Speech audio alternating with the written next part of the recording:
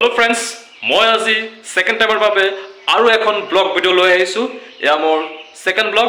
মোৰ চেনেলটো হৈছে কুমাৰ আলোক ব্লগ 2024। তো মই আপোনালোকক দেখাম আজি মোৰ ঘৰৰ পৰা আৰম্ভ কৰি অফিচ লৈকে এখন শৰ্ট ভিডিও। তো লগতে আপোনালোকে সাবস্ক্ৰাইব, কমেন্ট, শেয়াৰ কৰিব। বলক আমি এতিয়া ভিডিওটো আৰম্ভ কৰো।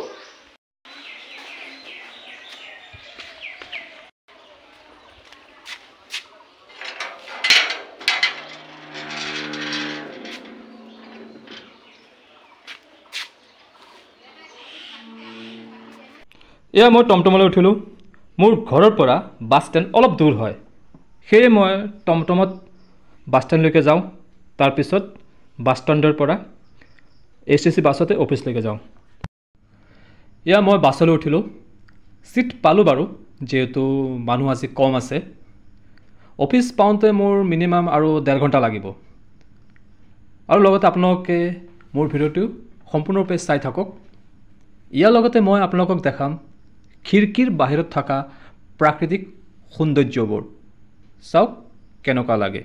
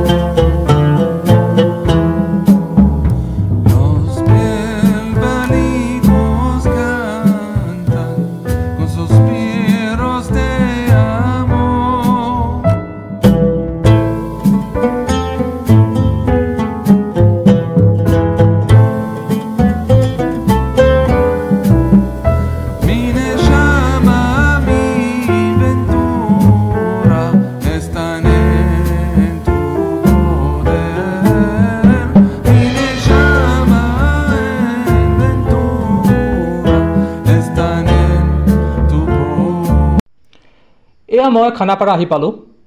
এতিয়া মই গুৱাহাটী মহানগৰলৈ সোমাই গ'লোঁ।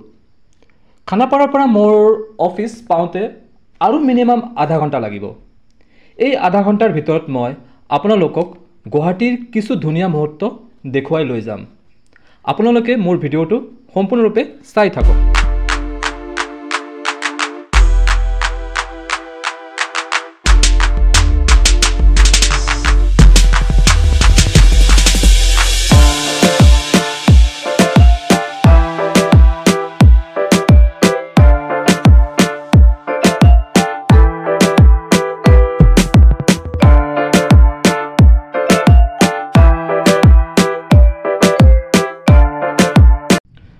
এয়া মই গণেশগুৰি আহি পালোঁ। এতিয়া মই গণেশগুৰিৰ ব্ৰিজৰ ওপৰেদি গৈ আছোঁ। গণেশগুৰিৰ পৰা মোৰ অফিচলৈ আৰু মিনিমাম 15 মিনিটহে আছে। আপোনালোকে মোৰ লগত গুৱাহাটী মহানগৰৰ সৌন্দৰ্য উপভোগ কৰি থাকক।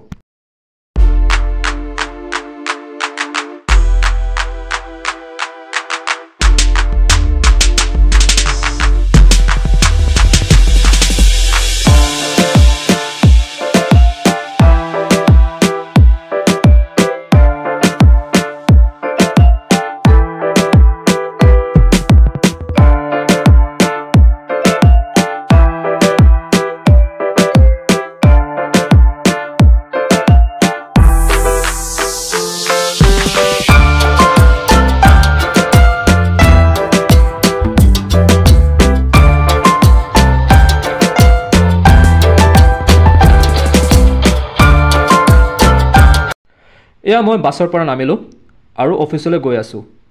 মেইন ৰোডৰ পৰা অফিচলৈ অলপ খোজকাঢ়ি যাব লাগে। এয়া মই ফুটপাথৰ ওপৰেদি অফিচলৈ গৈ আছোঁ।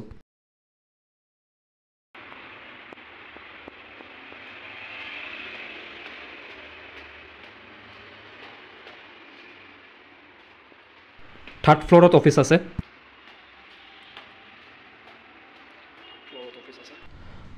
ফাইনেলি মই অফিচ আহি পালোঁ আৰু আপোনালোকে মোৰ অফিচটো সম্পূৰ্ণৰূপে চাওক।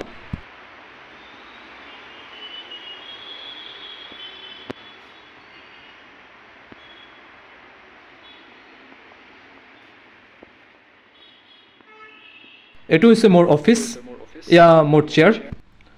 মই এইখন অফিচৰ প্ৰজেক্ট কোঅৰ্ডিনেটৰ। অফিচত মোৰ বহুতো ৰেছপনচিবিলিটি আছে। এতিয়া মই মনোযোগেৰে কাম আৰম্ভ কৰিবলৈ লৈছোঁ। যিহেতু নতুন প্ৰজেক্টৰ কাম আহিছে, এতিয়া মই প্ৰেজেণ্টেশ্যন বনাম। অফিচৰ বহুতো কাম আছে। এতিয়া মই ইমানতে ৰাখিলোঁ। আপোনালোকে মোৰ ভিডিঅ'টো সম্পূৰ্ণৰূপে চাই থাকক। অ'কে, 8:10 বাজিলে, টাইম শেষ হ'ল। তো এতিয়া টাইম শেষ হ'ল, এতিয়া ঘৰলৈ যাম। তো ইয়াতে সামৰিলোঁ আছিল ইমানখিনি আৰু। অ'কে, য়েছ, কমপ্লিট। অ'কে, বন্ধ হ'ল। অ'কে, এইটো চুইচ বন্ধ কৰিলোঁ, বাছ হ'ল। তো আগলৈ যাম আৰু।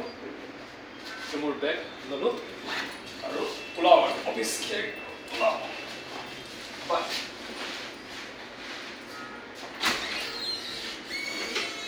এয়া মই অফিচৰ পৰা ওলালোঁ। যিহেতু মোৰ দেৰি হ'ল অফিচৰ পৰা ওলোৱা, সেয়ে মই ট্ৰেইনেদি ঘৰলৈ যাম। এয়া মই খোজকাঢ়ি পল্টন বজাৰলৈ গৈ আছোঁ। মোৰ অফিচৰ পৰা গুৱাহাটী ৰেলৱে ষ্টেচনলৈ মিনিমাম 15 মিনিটে লাগে। এয়া আপোনালোকে গুৱাহাটী মহানগৰৰ ৰাতিৰ সৌন্দৰ্যটো মোৰ লগত উপভোগ কৰক।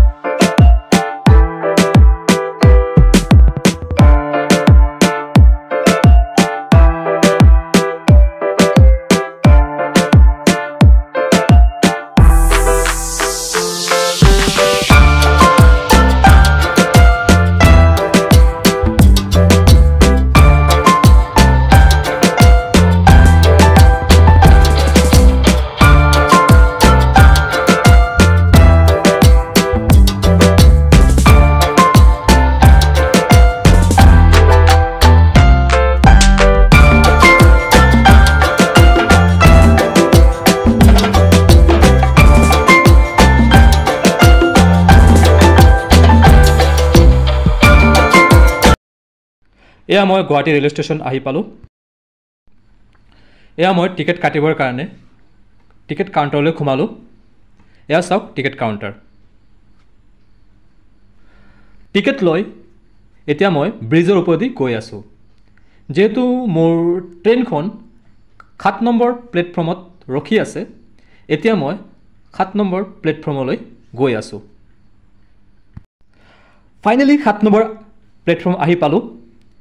এইখন নাগালেণ্ড এক্সপ্ৰেছ। এই ট্ৰেইনখনেৰে মই ঘৰলৈ যাম।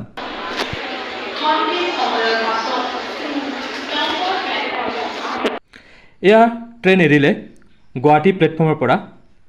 যেহেতু ঘৰ পাওঁতে আৰু 1 ঘণ্টা সময় লাগিব, আপোনালোকে মোৰ ভিডিঅ'টো সম্পূৰ্ণৰূপে চাই থাকক।